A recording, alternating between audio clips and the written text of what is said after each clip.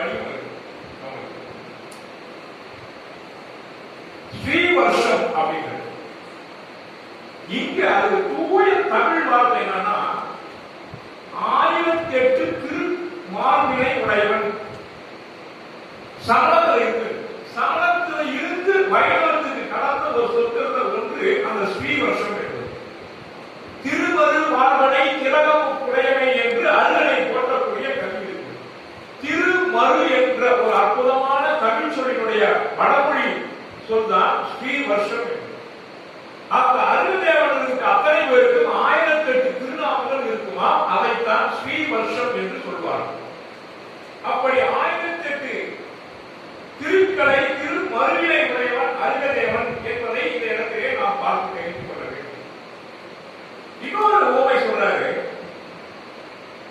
சிவபெருமான் தலையில் அணிந்திருக்கக்கூடிய அவனுடைய மனைவி யாருங்க?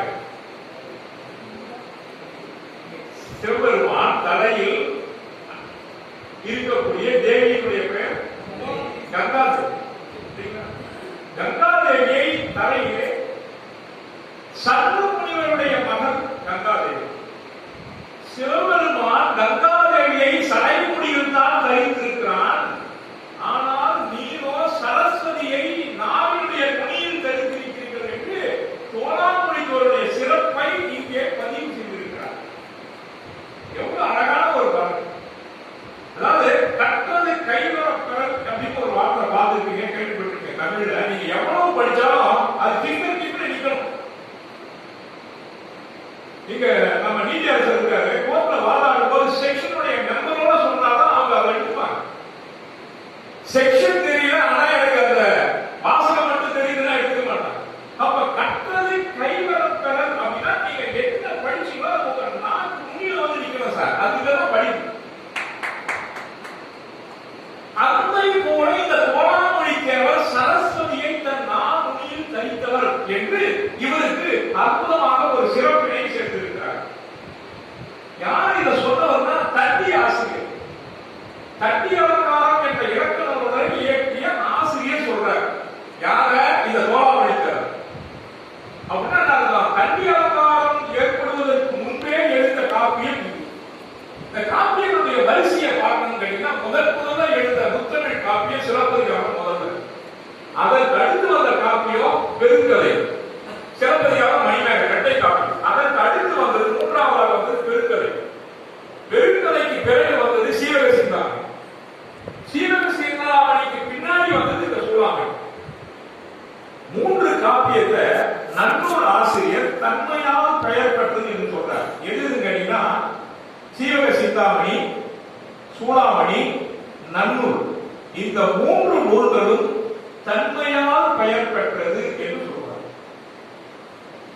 இந்த சூளாமணியும் சிந்தாமணியும் தமிழ் அன்னையின் தலையில் சூடக்கூடிய அணிகலன்களாக இருக்கிறது. ஆகவே இந்த 2 நூல்களுக்கும் மற்ற காப்பியங்களை காட்டி ஒரு சிறப்பு இருக்கிறது என்று சொல்வார். தமிழ் அன்னையின் தலையில் அலங்கரிக்கக்கூடிய அணிகலன்கள் சிந்தாமணியும் சூளாமணியும். இந்த சூளாமணி காப்பிய வகையில் எங்க சார் வருது கேட்டீங்கன்னா பெருங்காப்பியம் சிறுகாப்பியம் பிரிச்சிருக்காங்க.